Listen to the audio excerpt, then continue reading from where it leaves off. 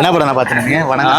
வணங்கம் தான் பார்த்துட்டு வரோம். எப்படி இருந்துச்சு படம்? படம் நல்லா இருக்கு, பார்க்கலாம், ஒரு டைம் பார்க்கலாம். ஆனால் பாலா படத்தோட ஆஸ் யூஷுவல் வயலன்ஸ் வந்து இல்லை, கண்டிப்பாக அது கம்மியாயிடுச்சு. பாலாக்காக தான் எதிர்பார்த்து வந்தோம்.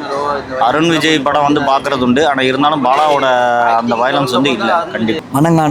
வணங்கான் எப்படி இருந்துச்சு? வணங்கான் சூப்பராக இருந்தது, நல்லா இருந்தது.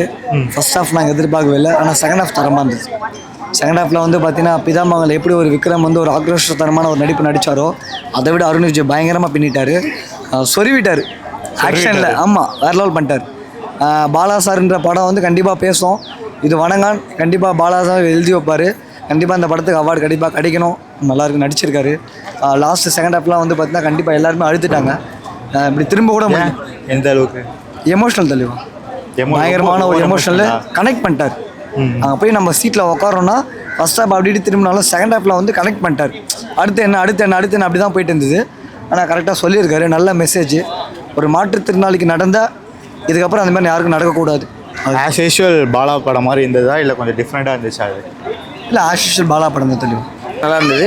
பெண்களுக்கு நல்ல கருத்து சொல்லிக்கிறேன் சுதந்திர தான். ஓகே, அருண் விஜய் ஆக்டிங்லாம் எப்படி இருந்துச்சு? ஆக்டிங்லாம் வேறு ரகம் இருந்தது. பாலா டைரக்ஷன் அப்படியே ரொம்ப நாளுக்கு அப்புறம் வந்திருக்காருல, எப்படி இருந்தது? செம்மையாக இருந்தது. அதுதான் காலேஜில் ஹாஸ்டல்கள் பசங்க படிக்கிறாங்கல்ல, அதில் நடக்கிற உண்மையை தெளிவாக எடுத்து சொல்லிக்கிறார் பாலா டைரக்ஷன். அவ்வளோதான்.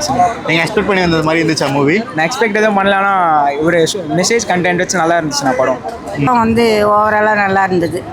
நல்லா இருந்துச்சு. அருண் விஜய் ஆக்டிங் என்ன சொல்ல வந்திருக்காங்க படத்தில்? ரொம்ப சூப்பர். என்ன சொல்ல வந்திருக்காங்க டீச்சர் படத்தில்? சொல்ல வந்தது என்ன, அதாவது தவறுகள் நடக்கக்கூடாதுன்னு தான் சொல்கிறான். நடந்தால் இந்த மாதிரி இது தண்டனை உண்டுன்னு சொல்கிறான். அது ஆனால் வெளிச்சத்துக்கு கொண்டு வரல.